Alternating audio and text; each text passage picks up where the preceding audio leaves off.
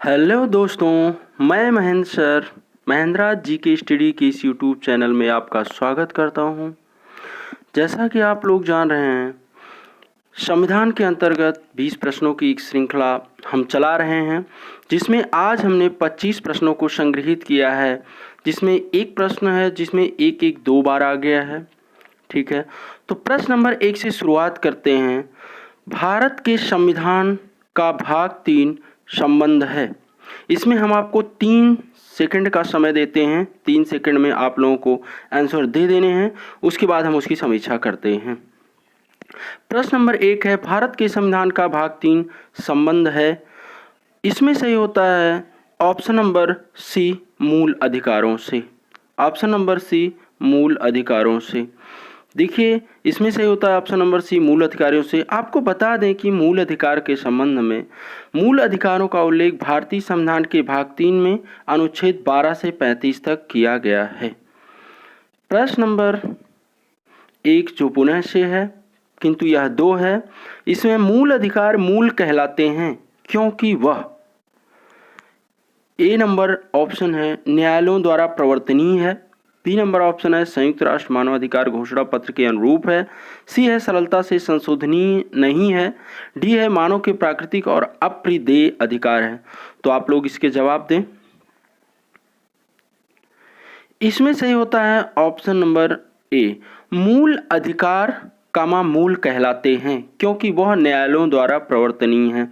मूल अधिकार के अर्थ के रूप में, यानी इसकी परिभाषा हम आपको बता दें कि मूल अधिकार किसी भी देश के नागरिकों को किसी भी देश के संविधान के द्वारा दिए गए ऐसे अधिकार होते हैं जिनके द्वारा उस देश के नागरिक सामाजिक, आर्थिक, राजनैतिक, धार्मिक, शैक्षिक आदि अपने विकास कर सकते हैं।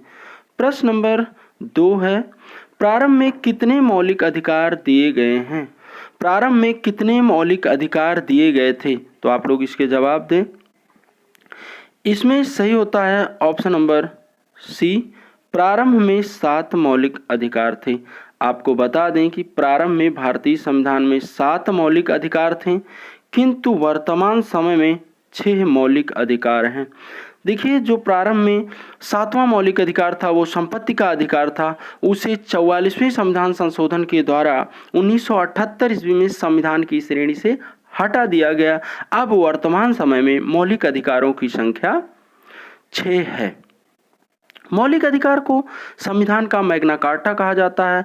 भारतीय संविधान के भाग 3 को मौलिक अधिकार का जन्मदाता भी कहा जाता है।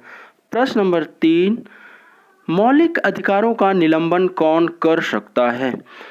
तो आपको 3 सेकंड का समय है। इसमें सही होता है ऑप्शन नंबर सी, राष्ट्रपति। इसमें सही होता है ऑप्शन नंबर सी, राष्ट्रपति। आपको बता दें कि मौलिक अधिकारों का निलंबन राष्ट्रपति कर सकता है। भारतीय संविधान के अनुच्छेद 352 के तहत राष्ट्रीय आपातकाल के समय मौलिक अधिकार को पूरी तरह से समाप्त किए जा सकते हैं, किंतु अनुच्छेद 21 में वर्णित व्यक्ति के प्राण एवं दैहिक स्वतंत्रता को कभी भी किसी भी परिस्थिति में समाप्त नहीं किया जा सकता है। प्रश्न नंबर 4, भारतीय संविधान लिखा गया है, सॉरी माफ कीजिएगा, यहाँ पर है भारतीय संविधान के अंतर्गत मूल अधिकारों का संरक्षक कौन है? तो आप लोग इसके जवाब देंगे। इसमें सही होता है ऑप्शन नंबर बी, न्यायपालिका। तात्पर्य यह है मेरे प्यारे छात्रों कि भारतीय संविधान के अंतर्गत मूल अधिकारों का संरक्षक कौन है? इसमें सही होता है ऑप्शन नंबर बी, न्यायपालिका। तात्पर्य यह है कि यदि अगर किसी भी व्यक्ति के मूल अधिकारों का हनन होता है या कोई भी व्यक्ति या किसी भी संस्था या किसी भी सरकार के द्वारा मूल अधिकारों का हनन किया जाता है, तो हम उस मूल अधिकारों की रक्षा हेतु न्यायपालिका के अंतर्गत सर्वोच्च न्यायालय तथा उच्च न्यायालय में रिट जारी कर मौलिक अधिकारों की सुरक्षा प्राप्त कर सकते हैं। प्रश्न नंबर 5 है, समानता के अधिकार। प्रश्न नंबर 5 है, समानता का अधिकार भारतीय संविधान में किन अनुच्छेदों में दिया गया है? यानी समानता का अधिकार भारतीय संविधान में किन 5 अनुच्छेदों में दिया गया है? इसमें सही होता है ऑप्शन नंबर सी, 14 से 18। समानता का अधिकार 14 से 18।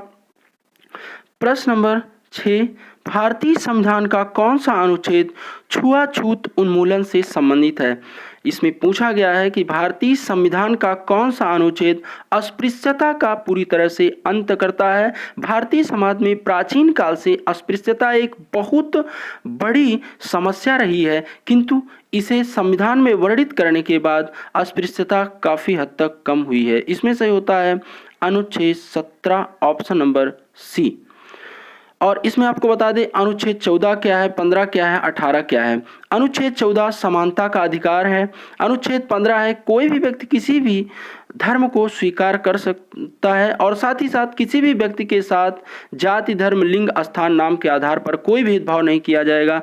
अनुच्छेद 18 है उपाधियों का अंत करता है, लेकिन आपको बता दें कि परमवीर चक्र, महावीर चक्र, अशोक चक्र जैसे वीरता पुरस्कार या उपाधियां जो दी जाती हैं वे अनुच्छेद 18 के अंतर्गत दी जाती हैं। प्रश्न नंबर 17 है स्वतंत्रता का अधिकार संविधान के किन अनुच्छेदों में वर्णित है? तो इसमें सही होता है ऑप्शन नंबर बी 19 से 22। स्वतंत्रता के अधिकार का उल्लेख अनुच्छेद 19 से 22 के अंतर्गत किया गया है, लेकिन आपको बता दें कि अनुच्छेद 23 से 24 के बीच शोषण के विरुद्ध अधिकार का वर्णन है और 25 से 28 में स्वतंत्रता से संबंधित, धार्मिक स्वतंत्रता से संबंधित अधिकार बताए गए हैं। प्रश्न नंबर 8 निम्नलिखित में से कौन मौलिक अधिकार नहीं है? ए नंबर ऑप्शन है बोलने का अधिकार, बी नंबर ऑप्शन है व्यवसाय का अधिकार, सी नंबर है ऑप्शन हड़ताल पर जाने का अधिकार, डी नंबर ऑप्शन है धर्म का अधिकार। इसमें जो ए, बी और डी विकल्प हैं ये तीनों के तीनों सही हैं, किंतु क्योंकि मौलिक अधिकार के अंतर्गत ये सभी अधिकार देश के प्रत्येक नागरिकों को प्रदान किए गए हैं, किंतु इसमें जो है वो ऑप्शन नंबर सी सही होता है, हड़ताल पर जाने का अधिकार मौलिक अधिकार नहीं है। प्रश्न नंबर 9 संविधान के किन अनुच्छेदों में शोषण के विरुद्ध अधिकार का वर्णन किया गया है? इसमें सही होता है ऑप्शन नंबर सी, अनुच्छेद 23 से 24 के मध्य शोषण के विरुद्ध अधिकार का वर्णन किया गया है। अनुच्छेद 23 है बलात्श्रम यानी जबरदस्ती किसी से कार्य नहीं करवाया जा सकता। अनुच्छेद 23 एक है महिलाओं तथा बच्चों की बिक्री पर रोक। अनुच्छेद 24 है बाल श्रम निषेध। प्रश्न नंबर 10 की ओर ध्यान देते हैं। कारखानों अथवा खानों में कोई व्यक्ति नियुक्त नहीं किया जा सकता जब तक कि उसकी आयु कम से कम न हो 12 वर्ष, 14 वर्ष, 18 वर्ष, 20 वर्ष। इसमें सही होता है ऑप्शन नंबर बी 14 वर्ष। तात्पर्य यह है कि 6 से 14 वर्ष के बालकों को यानी 6 से 14 वर्ष के बालक कह सकते हैं या 0 से लेकर के 14 वर्ष से कम की आयु का कोई भी बालक किसी ऐसे कंपनी, कारखाने, खान, संस्थान में काम नहीं कर सकता है यदि अगर उसकी 14 वर्ष से कम की आयु है तो वह किसी भी ऐसे कारखाने या ऐसे काम में नहीं लगाया जा सकता जिससे कि उसकी बाल्यावस्था का हनन हो या मौलिक अधिकार का हनन हो। प्रश्न नंबर 11 भारतीय संविधान के अनुच्छेद 25 का संबंध है। ऑप्शन नंबर है समानता के अधिकार से, ऑप्शन नंबर बी संपत्ति के अधिकार से, ऑप्शन नंबर सी धर्म की स्वतंत्रता से, ऑप्शन नंबर डी अल्पसंख्यकों की स्वतंत्रता से। इसमें सही होता है ऑप्शन नंबर सी धर्म की स्वतंत्रता से। प्रश्न नंबर 12 भारतीय संविधान के किस अनुच्छेद में संवैधानिक उपचारों का अधिकार प्रदान किया गया है? इसमें सही होता है ऑप्शन नंबर सी अनुच्छेद 32। आपको बता दें जानकारी के लिए कि अनुच्छेद 32 के तहत कोई भी व्यक्ति अपने मूल अधिकारों की रक्षा कर सकता है सर्वोच्च न्यायालय में अपील करके। संवैधानिक उपचारों के अधिकार को डॉक्टर भीमराव अंबेडकर ने मूल अधिकारों की रक्षा के लिए सबसे महत्वपूर्ण बताया है और अनुच्छेद 32 में 5 तरह के रिट जारी कर सर्वोच्च न्यायालय देश के प्रत्येक नागरिकों के मौलिक अधिकारों की सुरक्षा करता है। यह अपील मौलिक अधिकारों की सुरक्षा से संबंधित अपील उच्च न्यायालय तथा सर्वोच्च न्यायालय दोनों में की जा सकती है। प्रश्न नंबर 13 निम्नलिखित मौलिक अधिकारों में से किसे डॉक्टर बी.आर. अंबेडकर ने संविधान का हृदय एवं आत्मा की संज्ञा दी है? प्रश्न नंबर 13 में सही होता है विकल्प नंबर बी संवैधानिक उपचारों का अधिकार, यानी डॉक्टर भीमराव अंबेडकर ने अनुच्छेद 32 को संविधान का हृदय एवं आत्मा की संज्ञा दी है।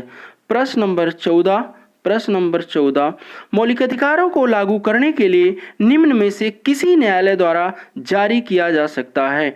ऑप्शन नंबर ए है डिग्री, ऑप्शन नंबर बी है अध्यादेश, ऑप्शन नंबर सी है समादेश, ऑप्शन नंबर डी है अधिसूचना। इसमें सही होता है ऑप्शन नंबर सी समादेश। समादेश मीन्स होता है रिट, यानी 5 तरह के रिट जारी कर सर्वोच्च न्यायालय किसी भी व्यक्ति के नागरिकों की अपील पर उनके मूल अधिकारों की सुरक्षा कर सकता है।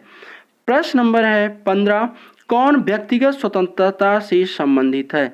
इसमें प्रश्न नंबर 15, कौन व्यक्तिगत स्वतंत्रता से संबंधित है? ऑप्शन ए है बंदी प्रत्यक्षीकरण, ऑप्शन नंबर बी है उत्प्रेषण, ऑप्शन नंबर सी है प्रच्छेद, ऑप्शन नंबर डी है परमादेश। इसमें सही होता है ऑप्शन नंबर ए बंदी प्रत्यक्षीकरण। आपको बता दें कि बंदी प्रत्यक्षीकरण को अंग्रेजी में हैवियस कॉर्पस कहते हैं। बंदी प्रत्यक्षीकरण क्या है? यदि किसी भी व्यक्ति अथवा पुलिस के द्वारा किसी व्यक्ति या पुलिस के द्वारा किसी अदर नागरिक को किसी भी नागरिक को पूरी तरह से अपने नियंत्रण में रख लिया जाता है, या दूसरे शब्दों में यह कहते हैं कि उसे नज़रबंद कर लिया जाता है, तो सर्वोच्च न्यायालय यह अपील करती है कि उस व्यक्ति को सशरीर कोर्ट में उपस्थित कराया जाए। यदि अगर उचित कारण नहीं मिलता है तो उसे छोड़ दिया जाना चाहिए। प्रश्न नंबर 16, कौन मूल अधिकारों के अंतर्गत नहीं आता है? ऑप्शन नंबर ए है स्वतंत्रता का अधिकार, ऑप्शन नंबर बी है समानता का अधिकार, ऑप्शन नंबर सी है शोषण के विरुद्ध अधिकार, ऑप्शन नंबर डी है संपत्ति का अधिकार। इसमें सही होता है ऑप्शन नंबर डी संपत्ति का अधिकार अब मूल अधिकारियों की श्रेणी में नहीं है। आपको बता दें कि जिस समय संविधान का निर्माण हुआ उस समय संविधान के निर्माण के समय मौलिक अधिकारों की संख्या 7 थी, किंतु 44वें संविधान संशोधन के तहत 1978 ईस्वी में संपत्ति के अधिकार को, जो कि पहले अनुच्छेद 31 में था, अब उसे संपत्ति के अधिकार की श्रेणी से हटा करके अनुच्छेद 300 का में एक विधिक अधिकार या कानूनी अधिकार के रूप में रखा गया है। प्रश्न नंबर 16, संपत्ति का अधिकार है एक, ऑप्शन नंबर ए मौलिक अधिकार, ऑप्शन नंबर बी नैसर्गिक अधिकार, ऑप्शन नंबर सी वैधानिक अधिकार, ऑप्शन नंबर डी कानूनी अधिकार। आपको अभी बताए हैं ऊपर वाले प्रश्न में कि अब संपत्ति का अधिकार एक कानूनी अधिकार या विधिक अधिकार के रूप में अनुच्छेद 300 का या 300A में रखा गया है। प्रश्न नंबर 18, संपत्ति के अधिकार को मूल अधिकार की श्रेणी से हटाकर किस अनुच्छेद के अंतर्गत रखा गया है? ऊपर के ही प्रश्न में था। आपको बता दें कि इसमें सही होता है, आप सब लोगों को पता भी चल गया है, इसमें सही है ऑप्शन नंबर सी अनुच्छेद 300 का। प्रश्न नंबर 19, मत देने का अधिकार कैसा अधिकार है? बहुत ही इंपॉर्टेंट प्रश्न है छात्रों। आपको यह भी बता दें कि संविधान के पाठ के अंतर्गत प्रत्येक प्रतियोगी परीक्षाओं में सबसे ज्यादा प्रश्न जो पूछा जाता है वो मौलिक अधिकार के टॉपिक से पूछा जाता है। इसलिए मौलिक अधिकार का टॉपिक आपको बहुत ही अच्छे ढंग से तैयार करना चाहिए। वैसे भी देश के प्रत्येक नागरिक के लिए, प्रत्येक तैयारी करने वाले छात्रों के लिए मौलिक अधिकार का जानना बहुत जरूरी है, क्योंकि मौलिक अधिकार किसी भी व्यक्ति के जीवन के लिए अहम योगदान प्रदान करता है और अपने अधिकारों के लड़ने के लिए एक जानकारी, सुरक्षा एवं संरक्षा प्रदान करता है।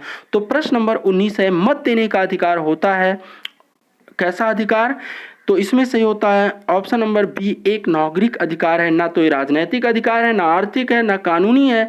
इसमें सही होता है ऑप्शन नंबर बी, यह एक नागरिक अधिकार है। प्रश्न नंबर 20 है, किस वाद ने संसद को मौलिक अधिकारों में संशोधन का अधिकार दिया? तो आपको बता दें कि इसमें सही होता है option number A Kesavananda Bharati बनाम वाद। इसमें सही होता है option number A Kesavananda Bharati बनाम वाद। आपको बता दें कि 3 ही मौलिक अधिकारों के संशोधन से संबंधित या संविधान के संशोधन से संबंधित 3 महत्वपूर्ण तिथियां हैं, जिसमें पहला नंबर है 1957 ईस्वी और दूसरा है 1967 ईस्वी, तीसरा है 1973 ईस्वी, जिसका आप अध्ययन कर रहे हैं। तो 1957 ईस्वी में यूनियन ऑफ इंडिया बनाम मदन गोपाल में यह निर्णय दिया गया कि संविधान के किसी भी भाग में संशोधन नहीं किया जा सकता, किंतु गोलकनाथ बनाम पंजाब राज्यवाद में यह निर्णय दिया गया कि संविधान में संशोधन किया जा सकता है। और 1973 ईस्वी में यह निर्णय लिया गया, जिसे केशवानंद भारती बनाम केरल राज्यवाद के नाम से जानते हैं। इसमें यह निर्णय दिया गया कि संविधान के किसी भी भाग में संशोधन तो किया जा सकता है, किंतु संशोधन इस प्रकार का नहीं होना चाहिए जिससे कि संविधान के मूल ढांचे को आघात पहुंचे। तो प्रश्न नंबर 21 को ध्यान में रखते हैं। प्रश्न नंबर 21, 6 वर्ष की आयु से 14 वर्ष की आयु के बीच के सभी बच्चों को शिक्षा का अधिकार है। ऑप्शन नंबर ए नीति निरक्षरता, ऑप्शन नंबर बी, तो इसमें सही होता है ऑप्शन नंबर बी मूल अधिकार। आपको बता दें कि 6 से 14 वर्ष के बालकों को यह मूल अधिकार प्राप्त है और इनका वर्णन कई अनुच्छेदों में किया गया है, जैसे अनुच्छेद 21 का में है, अनुच्छेद 45 में है तथा 11वें मौलिक कर्तव्य के रूप में भी है कि 6 से 14 वर्ष के बालकों को निःशुल्क एवं अनिवार्य शिक्षा प्रदान की जानी चाहिए। यह प्रत्येक राज्य सरकार तथा केंद्र सरकार दोनों का दायित्व बनता है, इसलिए इसे मूल अधिकार में सम्मिलित किया गया है। प्रश्न नंबर 22, भारतीय संविधान का कौन सा अनुच्छेद अस्पृश्यता का उन्मूलन करता है और किसी भी रूप में इसके व्यवहार का निषेध करता है? सामान्य एक लाइन में है कि भारतीय संविधान पूरी तरह से अस्पृश्यता का अंत किस अनुच्छेद के अंतर्गत करता है? तो आपको बता दें कि इसमें आंसर सही होता है अनुच्छेद 17। बेहद इंपॉर्टेंट क्वेश्चन है, बेहद इंपॉर्टेंट क्वेश्चन है। प्रश्न नंबर 23, मौलिक अधिकारों को लागू करने के लिए रिट जारी की जाती है किसके द्वारा? संसद के द्वारा, अनुच्छेद बी राष्ट्रपति के द्वारा, अनुच्छेद सी उच्चतम न्यायालय के द्वारा, ऑप्शन नंबर डी चुनाव आयोग के द्वारा। तो इसमें सही होता है ऑप्शन नंबर सी सर्वोच्च न्यायालय या उच्चतम न्यायालय के द्वारा रिट जारी कर मौलिक अधिकारों की रक्षा की जाती है। प्रश्न नंबर 24, सूचना का अधिकार किस राज्य में लागू नहीं होता है? बहुत ही इंपॉर्टेंट क्वेश्चन है। सॉरी बच्चों, आप लोगों को बता दें कि इसमें प्रश्न पूछा गया सूचना का अधिकार किस राज्य में लागू नहीं है। इसमें हम नहीं शब्द को काट देते हैं। अब प्रश्न बनता है सूचना का अधिकार किस राज्य में लागू है या किस राज्य में लागू होता है? Option number A Delhi, option number B Jammu Kashmir, option number C Arunachal Pradesh, option number D उपरोक्त सभी। तो आपको पता है कि 15 जून 2005 ईस्वी को सूचना का अधिकार अधिनियम पूरी तरह से अधिनियम के रूप में बनकर तैयार हो गया, किंतु 12 अक्टूबर 2005 ईस्वी को सूचना का अधिकार संपूर्ण भारत में लागू किया गया, इसलिए इसमें सही होता है ऑप्शन नंबर डी। तो इसी के साथ यह श्रृंखला समाप्त होती है और वीडियो के अंत में हम आप लोगों को वीडियो को देखने के लिए धन्यवाद देते हैं और आपसे ये भी अपेक्षा करते हैं और आग्रह करते हैं कि वीडियो को सब्सक्राइब करें, लाइक करें, कमेंट करें, बेल आइकन को दबाएं जिससे हमारा उत्साहवर्धन हो और आपके लिए इसी तरह के अच्छे अच्छे इंपॉर्टेंट और महत्वपूर्ण प्रतियोगी प्रश्न लाते रहें जो आपके एग्जाम में आपको सफलता दिला सकते हैं। धन्यवाद।